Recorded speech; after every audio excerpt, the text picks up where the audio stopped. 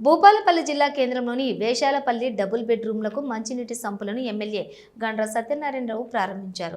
గత కొంతకాలంగా డబుల్ బెడ్రూమ్లో నీటి సమస్యను ఎమ్మెల్యే దృష్టికి రాగానే స్పందించి సంబంధిత అధికారులతో మాట్లాడి సమస్యను పరిష్కరించినట్టు లబ్ధిదారులు పేర్కొన్నారు. ఈ కార్యక్రమంలో ఎమ్మెల్యే వెంట మున్సిపల్ అధికారులు, కాంగ్రెస్ పార్టీ నాయకులు పాల్గొన్నారు.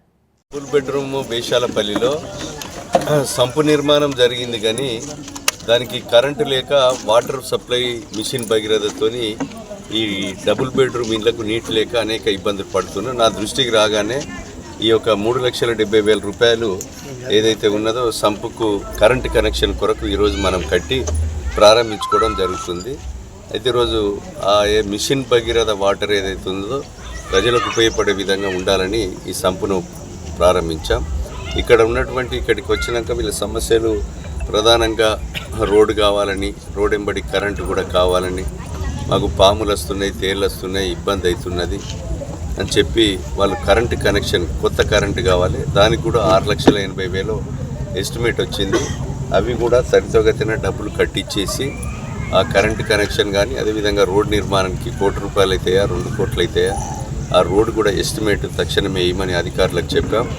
ఆ ఎస్టిమేట్ రాగానే ఆ డబ్బులు కూడా మంజూరు చేసిస్తాం. అదేవిధంగా ఇంకా చిన్న బిట్టు కూడా అవతలికి కనెక్షన్ కావాలి, ఆ కనెక్షన్ కూడా ఇప్పిస్తాం.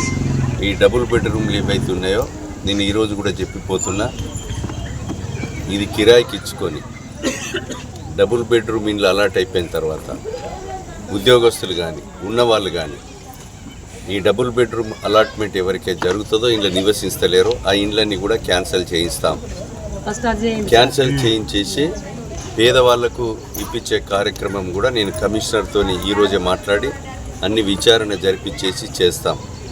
ఎందుకంటే ఈ ఇండ్లు పేదవాళ్లకు కట్టించాడు. ప్రభుత్వాలు ఏవో వస్తాయి, పోతాంటాయి, కానీ పేదవానికి న్యాయం జరగాలి. ఇండ్ల స్థలాలు లేక, ఇండ్లు లేక, కిరాయికుండి ఎవరైతే అనాథలుగా పేదవాళ్ళు ఉన్నారో వాళ్ళను గుర్తించి ఆ ఇండ్లు కూడా కేటాయించడం జరుగుతుంది. 416 ఇండ్లను కూడా ఈ నెలలోనే మొత్తం కూడా పేదవాళ్ళ లిస్టు గుర్తించేసి ఆ ఇండ్ల లిస్టులు సర్టిఫికెట్లు పేదవాళ్ళకి ఇచ్చి 416తో పాటు వీటి కూడా చేస్తాం. ఇక్కడ ప్రధానమైనటువంటి సమస్యలు రోడ్డు, కరెంటు, అదేవిధంగా ఇక్కడ ఒక దేవాలయం పోచమ్మ తల్లి కావాలని కోరారు.